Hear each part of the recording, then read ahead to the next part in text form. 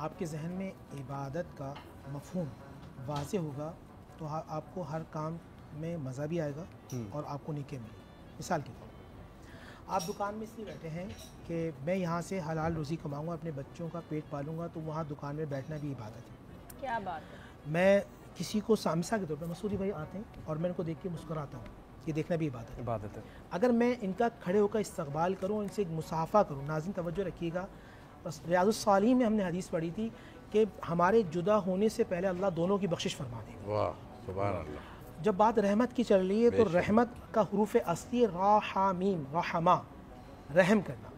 اب مخلوق پر رحم کرتے چلے جائیں گے، اللہ آپ پر رحم کرتا چلا جائے گا۔ بے شک۔ عبادت کا مفہوم یہ ہوگا کہ ہر وہ کام جو اللہ کی رضا کے لیے کریں وہ عبادت ہے۔ دیکھنا عبادت، سننا عبادت، بولنا عبادت۔ آپ اچھے پڑوسی بن جائیں، پڑوسی کے خیال کر لیں، عبادت۔ آپ روڈ پہ چل رہے ہیں، روڈ پہ چلتے ہوئے اپنی گاڑی سائیڈ میں کر لی کہ دوسرا گاڑی نکل جائے، یہ گاڑی نکالنا بھی عبادت ہے۔ بات چل رہی تھی توبہ کے حوالے سے، دیکھیں پاکستان میں کسی نے کسی پہ جھوٹی ایف آئی آر کٹوا دی اور کئی سال کے بعد کورٹ میں جا کے معاملہ حل ہوا کہ جی یہ بے قصور تھا، مگر پھر بھی اس کا نام مقدمے میں رہے گا کیونکہ الزام تھا تو ملزمین میں رہے گا، بعض سمجھ میں رکھیے گا، نام اس کا رہے گا، بے قصور گرفتار ہو گیا۔ مگر جب آپ اللہ سے توبہ کرتے ہیں تو اللہ آپ کے تمام گناہوں کو صاف کر دیتا ہے، ماشاءاللہ۔ آپ کا ریکارڈ نہیں رہتا۔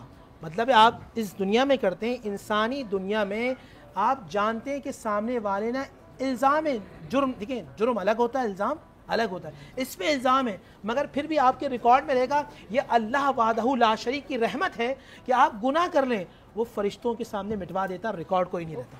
تو آپ استغفار کی کثرت کرتے رہیں۔ یہ جو وقت ہے نا، یہ جو وقت ہے ہم جو بیٹھے ہیں، ناظرین سے میں توجہ سے کہوں گا، میری وہ بہنیں جو بالخصوص گھر کے اندر بیٹھی ہیں، آپ اس وقت افطاری بنا رہی ہیں، افطاری بناتے ہوئے اگر آپ اللہ کا ذکر کرتے رہیں گے، ایک تو وہ کھانا اس وقت تک ہضم نہیں ہوگا جب تک کھانے والے کی بخشش نہ کروا دے۔ النعمت الکبریٰ کے اندر علامہ ابن حجر حیثمی مکی نے لکھا اور لکھا تفسیر رازی سے۔